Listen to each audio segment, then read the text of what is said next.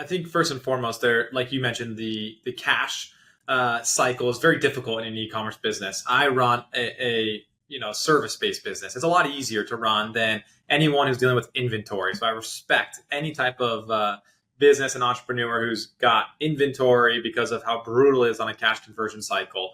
And so really, when I take a few steps back, I think really starting with the iOS 14 update, a lot of our e-commerce clients were really doing hyper-targeted ads through the Meta platforms and through iOS. And obviously, once that iOS change happened several years ago, we really saw a deterioration of return on ad spend. And so we saw a lot of clients really trying to push their revenue growth higher by purchasing ads, but they were actually, the LTV was less than their customer acquisition cost. So they were actually underwater and they were eroding their margin structure. So we've seen a steady stair step down over the last several years of margin structure for most e-com businesses.